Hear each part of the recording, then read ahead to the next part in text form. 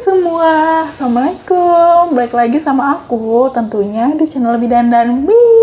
Hari ini kita mau bahas tentang skincare yang nggak boleh untuk ibu hamil. Gak cuma skincare loh, jadi di sini juga akan bahas tentang bahan-bahan kayak kosmetik juga, sabun. Yang gimana sih yang nggak boleh untuk dipakai pas kita lagi hamil. Nah, sebelum kita mulai untuk membahasnya, biasa buat yang baru mampir atau yang belum subscribe dulu ya. Klik untuk dukungan kalian pada channel YouTube Bidan dan Bi ini. Makasih banyak juga loh buat yang selalu dukung channel ini. Kalau kalian suka sama video ini, jangan lupa untuk di like. Kalau ada pertanyaan atau kalian mau aku bahas apa di video selanjutnya, komen aja di bawah. Dan jangan lupa juga untuk diklik tombol loncengnya. Nah, siapa sih cewek yang gak pengen kulitnya itu kelihatan sehat, terus bersih tentunya. Nah, maka perlu nih yang namanya skincare atau perawatan kulit. Jadi, bukan cuma yang gak lagi hamil ya yang membutuhkan skincare, tapi ibu hamil nih itu juga perlu loh untuk menggunakan skincare. Tapi karena lagi hamil, itu banyak banget ibu-ibu yang galau, yang bingung. Ini skincare kayak apa yang nggak boleh ya? Skincare apa yang boleh? Gitu kan. Jadi tuh mereka takut ngaruh gitu loh ke janinnya. Jadi kebanyakan tuh ibu hamil itu menghindari untuk memakai skincare. Jadi biarinlah kulitnya kusam gitu kan. Yang penting janinnya, bayinya sehat gitu. Jadi sebenarnya ibu hamil itu boleh loh pakai skincare ya. Bukan yang berarti nggak boleh. Tapi ini ya, itu harus tahu nih bahan-bahannya atau komposisi yang ada di dalam produk skincare itu. Jadi di sini aku bukan mau memberitahu merek-merek tertentu gitu ya untuk yang boleh atau yang nggak boleh gitu. Tapi di sini kita akan bahas tentang bahan-bahan yang terkandung dalam produk skincare itu, supaya kalau misalnya ibu mau pakai skincare itu, ibu lihat dulu nih bahan-bahan itu ada nggak nih bahan-bahan yang nggak boleh untuk ibu hamil di produk itu. Kalau misalnya ada ya jangan dipakai. Jadi pakai yang aman-aman aja ya. Jadi kayak yang tadi awal aku bilang, di sini nggak cuma skincare yang kita bahas, tapi juga kayak kosmetik, terus juga kayak sabun, kutek atau pewarna kuku, itu juga kita akan bahas di sini bahan-bahan yang nggak boleh digunakan pada saat kita lagi hamil. So, tonton video ini sampai selesai ya, oke?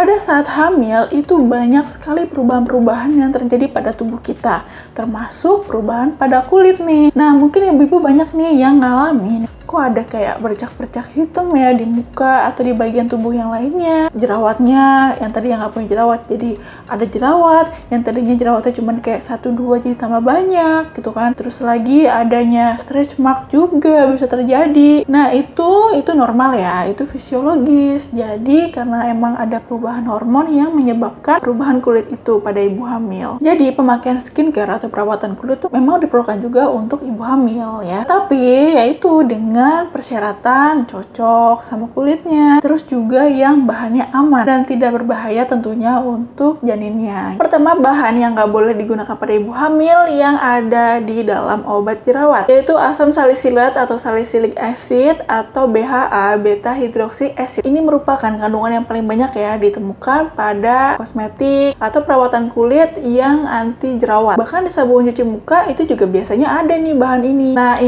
bahan ini bisa berdampak buruk ya untuk janin ibu. Janin bisa mengalami keracunan asam salisilat karena beberapa persen dari asam salisilat ini itu ternyata diserap melalui kulit. Yang kedua, retinoid, isotretinoin, asam retinoat, retinol atau retinaldehyde. Ini ada banyak ya jenisnya. Ini merupakan turunan dari vitamin A dan ini tuh sering ditemukan di obat-obat anti jerawat. Dan ini nggak boleh ya dipakai sama ibu hamil. Retinoid ini itu ada yang diminum ya atau oral, dan ini tuh bener-bener nggak boleh dikonsumsi sama ibu hamil. Bahkan nih kalau misalnya ibu tuh lagi program hamil, itu tuh harus dihentikan dulu nih dari pemakaian retinoid ini. Jadi kayak harus ada periode yang bersih gitu loh dari si obat isotretinoin ini. Karena ini mempunyai efek teratogenik yaitu menyebabkan cacat pada janin, terutama pada kraniofacial, pada bentuk tulang wajahnya. Terus yang penggunaan topikal atau yang oles itu sebenarnya masih dalam perdebatan ya, antara boleh sama enggak. Jadi kalau yang enggak bilang ya udahlah cari yang aman-aman aja. Jadi kalau emang perlu banget nih untuk memakai yang oles ini, itu ibu disaranin untuk konsul sama dokter spesialis kulit dan dalam pengawasannya tentunya. Yang ketiga itu adalah benzoyl peroxide atau benzoyl peroksida. Ini juga banyak ya ditemukan di obat anti jerawat. Nggak boleh dipakai karena 2-5% kandungan dari benzoyl peroksida ini diserap melalui kulit dan bisa tembus ke ari-ari sampai ke janinnya. Dan ini bisa menyebabkan cacat pada janin ataupun bisa menyebabkan kematian. Keempat adalah tertasiklin. Ini paling sering juga ya ditemuin,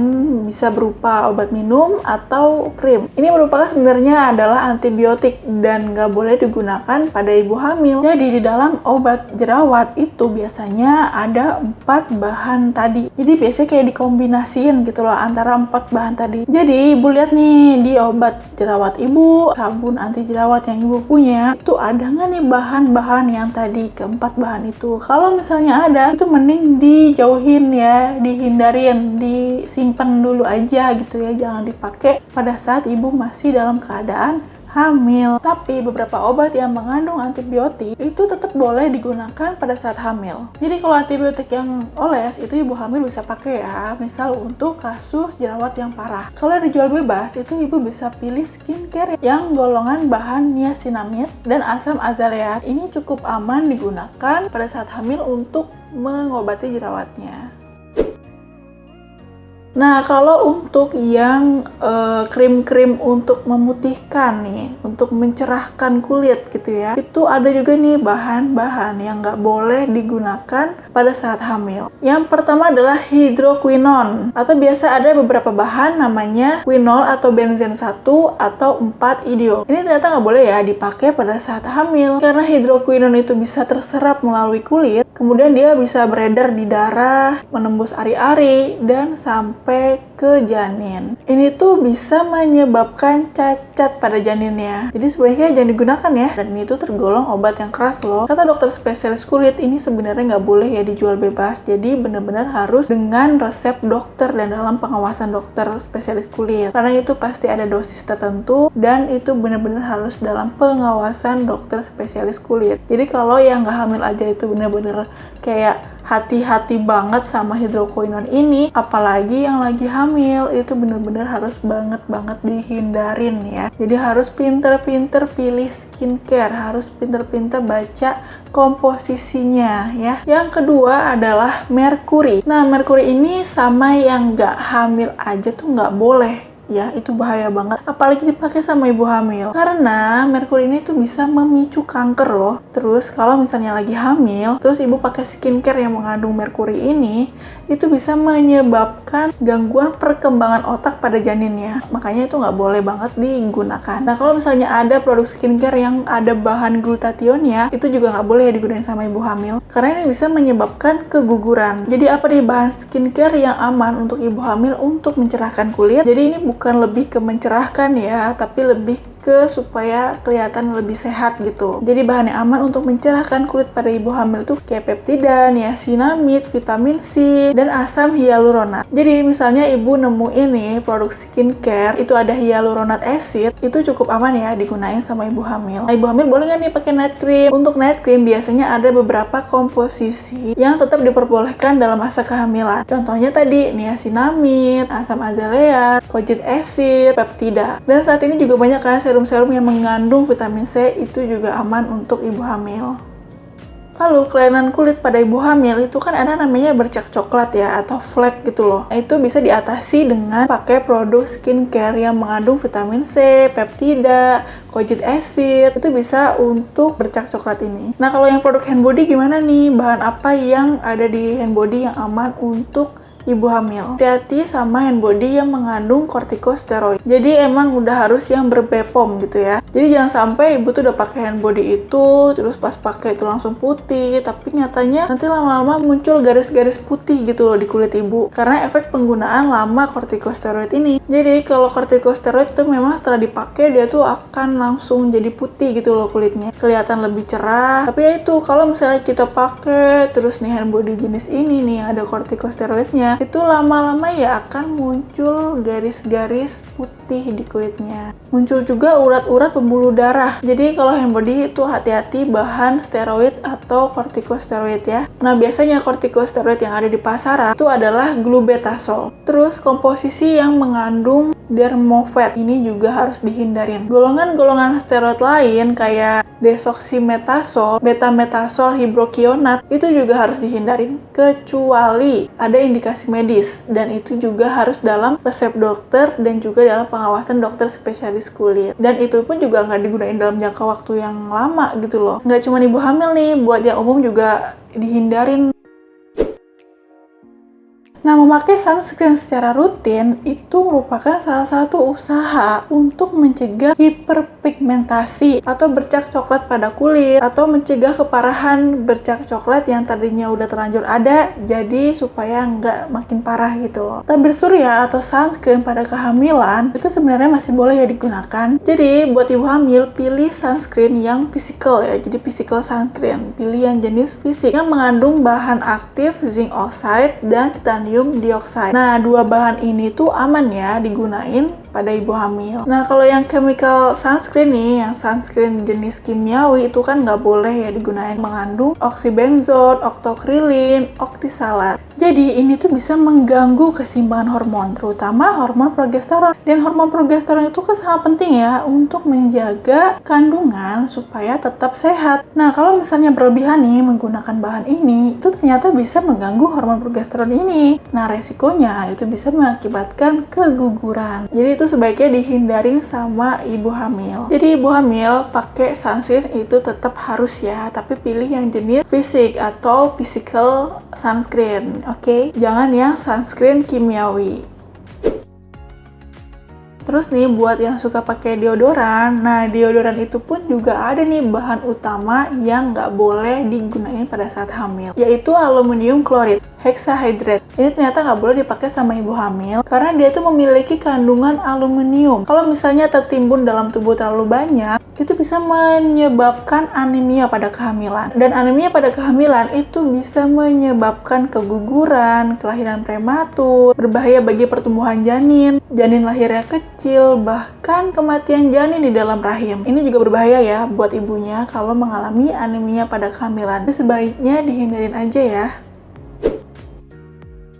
Nah, untuk pewarna kuku atau kuteks, cat rambut, itu juga ada bahan-bahan yang nggak boleh digunain sama ibu hamil. Yaitu yang pertama, amoniak. Nah, amoniak itu biasanya ada di cat rambut ya. Nah, itu biasanya baunya tuh agak khas ya. Terutama di trimester 1 itu nggak boleh ya pakai cat rambut yang mengandung amoniak. Karena bisa memicu mual muntah, iritasi nafas juga. Tapi kalau misalnya digunain pas di trimester 2 atau 3, itu ya cukup aman. Yang kedua, formaldehid atau formalin. Ini biasanya ada di pewarna rambut atau cat rambut, juga biasanya ada di pelurus rambut atau kayak rebonding gitu. Itu juga sebaiknya dihindarin ya sama ibu hamil. Lalu yang ketiga adalah toluen. Ini biasanya ada di beberapa cat kuku atau kuteks. Karena dia bersifat karsinogenik, pemicu kanker, dampaknya pada pembentukan organ janin, pada hati, ginjal, otak, sistem saraf, dan yang keempat adalah patalates. Jenis-jenisnya kayak gini ya. Ini biasanya ada di komposisi kuteks. Nah, kalau misalnya ibu hamil memakai kuteks atau cat kuku yang ada bahan-bahan ini, itu bisa menghambat pertumbuhan janinnya. Nah, kalau bahan yang nggak boleh digunain sama ibu hamil yang ada di kosmetik, sabun, sampo itu adalah yang pertama paraben, karena ada efek karsinogenik atau memicu kanker. Dan pada kehamilan itu bisa menyebabkan kecacatan pada janin dan mengganggu pertumbuhan janinnya. Jadi kalau misalnya ibu pakai kosmetik yang ada parabennya, itu mendingan dihindarin dulu ya, jangan dipakai dulu gitu. Yang kedua adalah diethanolamid. Nah, bahan ini biasanya ada di sabun-sabun yang banyak busanya, terus pelembut kulit, tapi biasanya di sabun yang paling banyak. Nah, bahan ini itu bisa menghambat kecerdasan dan perkembangan otak janin, terutama di trimester 1, di mana pembentukan sel-sel otak itu lagi cepet-cepetnya gitu loh. Dan yang ketiga adalah rhodamin. Ini biasanya di kosmetik yang berwarna, kayak warna merah, biru, hijau, dan sebagainya. Ternyata faktanya ini ada kandungan pewarna tekstil, makanya nggak boleh digunain sama ibu hamil.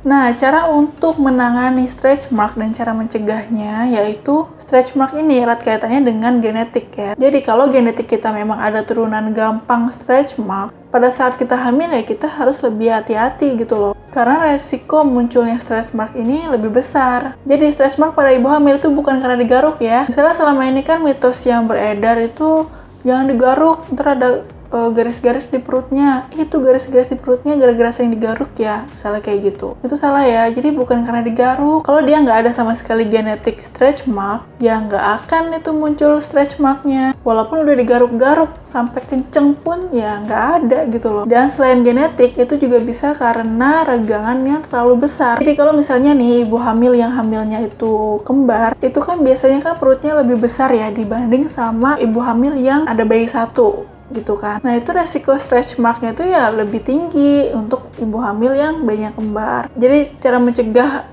munculnya stretch mark ini pada ibu hamil yaitu rutin olahraga atau senam hamil, konsumsi suplemen vitamin E atau suplemen-suplemen lainnya. Itu bisa konsul ya sama dokter kandungan. Hindari makanan tinggi lemak, garam, dan pengawet. Rutin konsumsi buah, sayur-sayuran, pokoknya makan makanan yang bergizi gitu loh. Pakai pelembab atau essential oil itu konsul dulu ya sama dokter kandungan sebelum pakainya. Ini buat menghidrasi kulit, melembabkan kulit, supaya kalau dia tuh melar, kulitnya tuh jadi elastis gitu loh, jadi nggak ada robekan di sana. Dan juga minum air putih minimal 2 liter per hari. Kalau misalnya nih stretch marknya itu ternyata udah ada nih, udah muncul, itu ibu bisa gunain lotion khusus untuk stretch mark. Itu konsultasi dulu ya sama dokter spesialis kulit untuk terapi yang tepat dan aman tentunya. Metode laser itu juga bisa membantu dan dilakukan sesuai dengan petunjuk dokter spesialis kulit. Jadi harus pinter-pinter pilih skincare, harus pinter-pinter baca